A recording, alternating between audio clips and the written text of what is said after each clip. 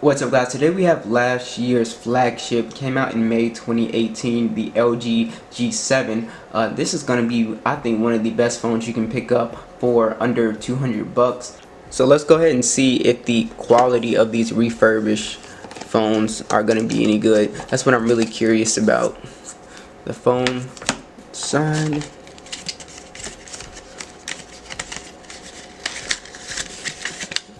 Oh, it's just a SIM ejection tool in here. I'm not gonna. Oh, they even still give you headphones. Look at. I wasn't expecting that. And you get it has a mic, built-in mic on it too, body controls. So those actually look pretty decent. Might have to check those out. You do have a charger on here.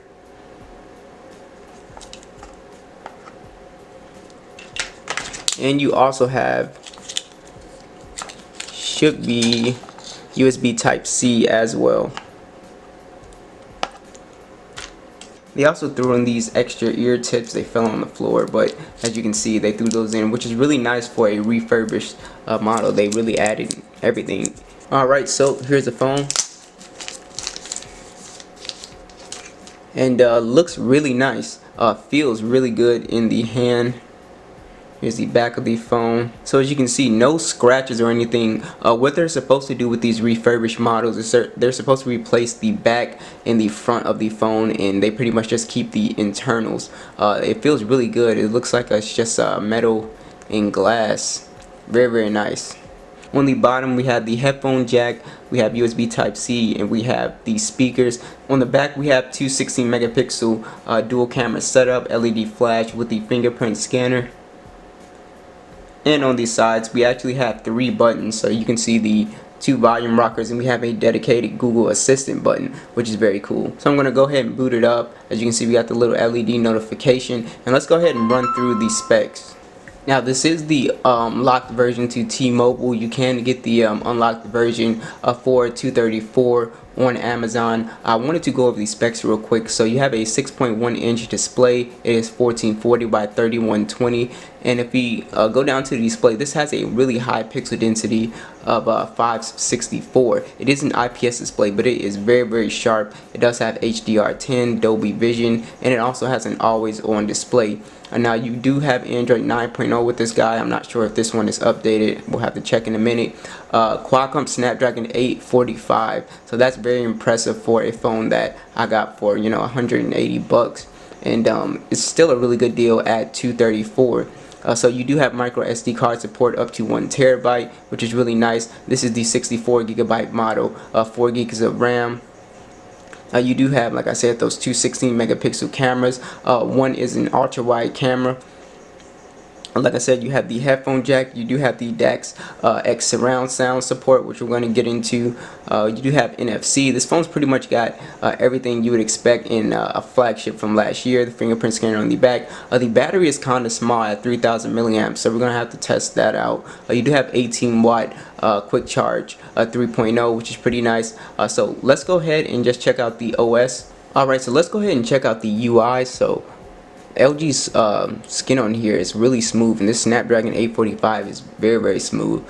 So we got capture, we got sound, Wi-Fi, Bluetooth, rotate, NFC, the 3D surround sound, and we have the hi-fi quad DAC support.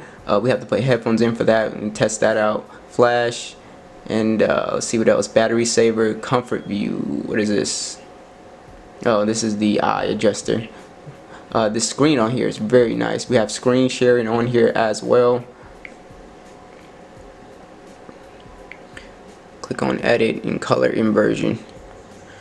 Alright, so I did change to get the launcher to do that. I just prefer to have the button, but if you long press,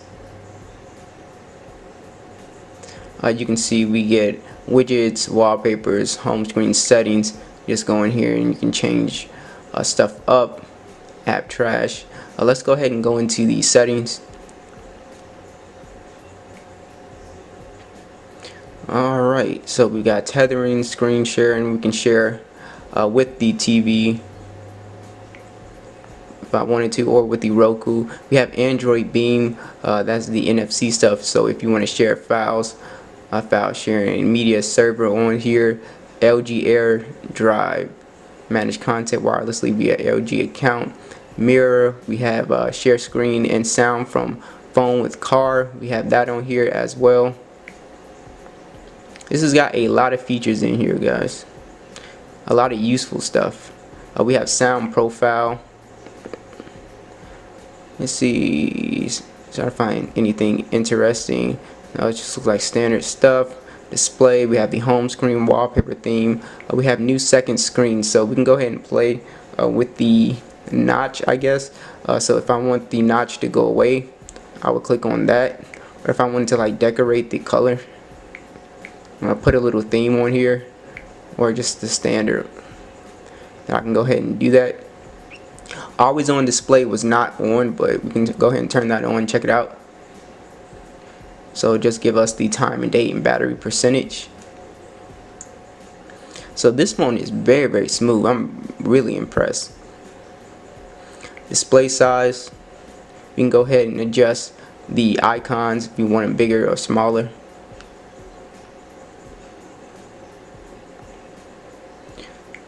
Screen resolution we have on high. We can even adjust it, so if you need extra battery life, you can also go ahead and mess with that, you know, just in case you're not near a charger. We have screen color. It is on auto right now, so we have Echo, Cinema, Sports, Game, and Expert. We can also mess with the color temperature. I'm just gonna leave it on auto for right now. We have brightness boost timeout, so we can boost the timeout. Auto rotate, screen timeout. We have a screensaver. Mini view, swipe up, swipe the home buttons, swipe the home touch buttons left or right to shrink screen up. So let's see how easy this is. Every time I try to do these, it's so hard. With one hand.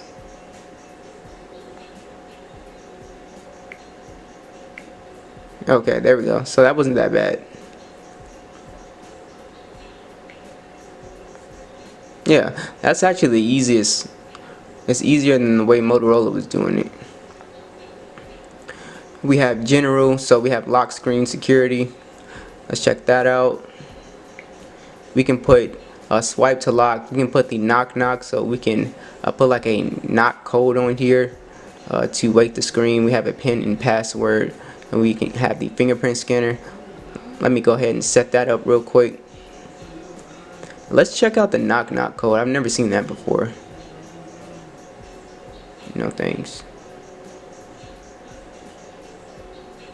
It's pretty interesting. So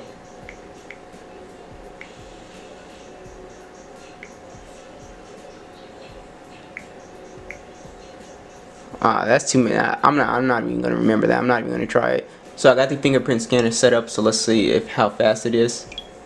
And that's pretty fast.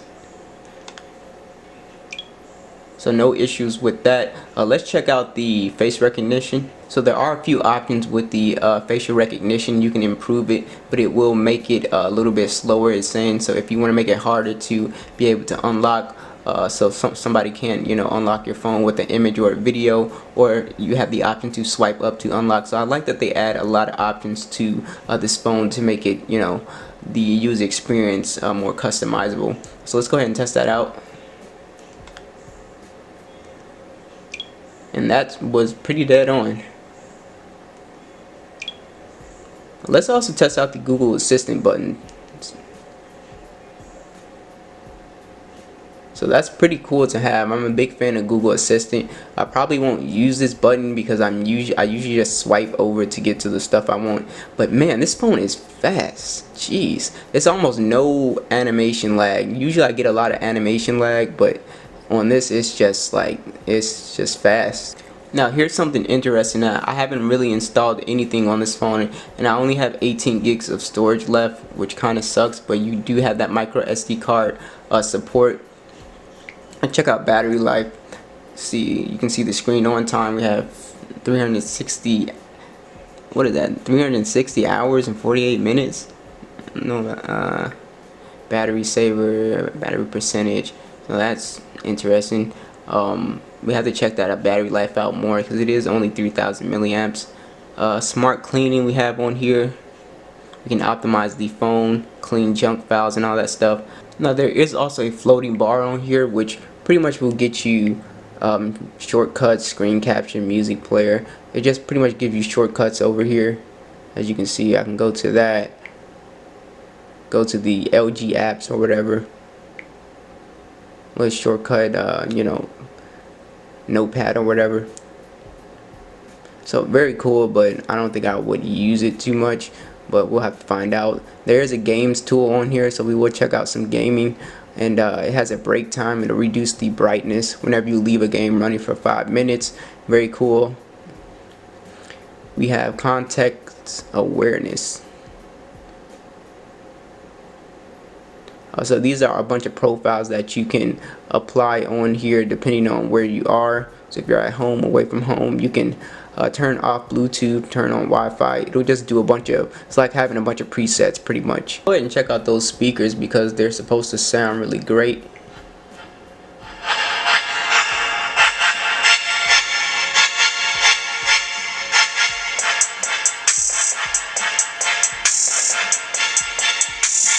Yeah, these are definitely probably the best sounding speakers right off the bat that I've reviewed on the channel. These are really nice, and you can actually feel the vibration when you're holding it, and the mids and the highs are really good. It's very impressive for just a single firing speaker.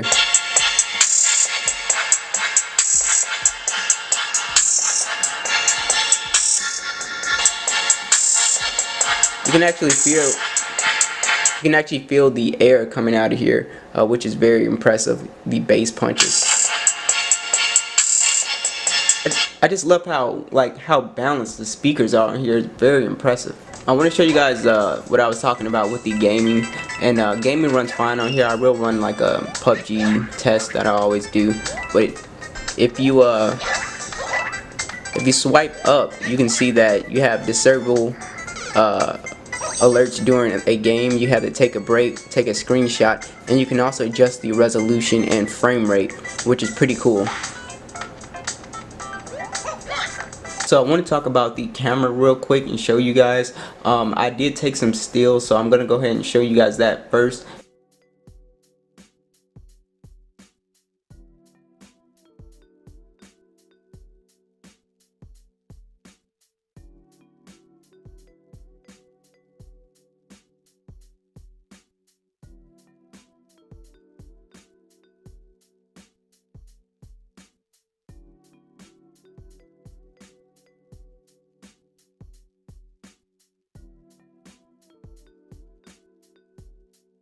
So as you can see, great stills with this guy. The wide angle camera is really nice as well. HDR works pretty good. It has this AI cam mode on it, which is the first thing that pops up, and it has laptop office. It kind of detects, you know, whatever is seen, which is pretty cool. So if you have a dog or whatever the situation is, it'll try to, you know, detect it. You also have portrait mode in the Google Lens mode.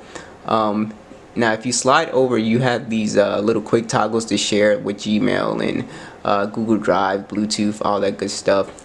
Now if we go to settings, let's check out this mode. So we have auto, manual. We also have cinematography mode, food, slow-mo, the panorama, and the flash jump cut. We also have our filters on here. We have the flash and we have the HDR. We hop into settings. I'm not sure that this records. Yeah, it does record UHD, which is really nice. So it does do 1080p and beyond. So you do have the full vision option. You can play around with the aspect ratio. You have live photo, voice shutter, tag locations. You can add the signature. And yeah, so it's a pretty nice camera app. As you can see, I can switch from the main camera to the wide angle lens like that. So it's a really nice camera. As you can see, color accuracy is really great. I thought it did the trees a little too bright, but you know, some people might prefer that, but overall it's a really great camera. So in conclusion, whether you get this for $230 or for $180 on T-Mobile or Verizon, whatever you get it, it's a definite buy. It's just really nice. I really am going to compare this to the Bold N1, and this really might end up being my backup phone because sound quality is very important to me. Being able to plug in and listen to music at a very high level is extremely important to me. Something that the Bold lacks. The speakers aren't. They're not bad, but they aren't, you know, the best. So we're going to compare them, make sure, listen to the headphones, make sure, and I'll be back with some comparisons. I'm even going to compare it to the Mi 9T. So that Snapdragon 845 is pretty fast even for today. It does have Android 9.0, so it's not like it's an old, you know, broke down phone. It even has that dedicated Google Assistant button, which is pretty cool. I'm sure there's some hacks where you can, you know, map it to do whatever you want, which will be really nice. Cameras are great, speakers are great. So yeah, I'll see you guys in the next video.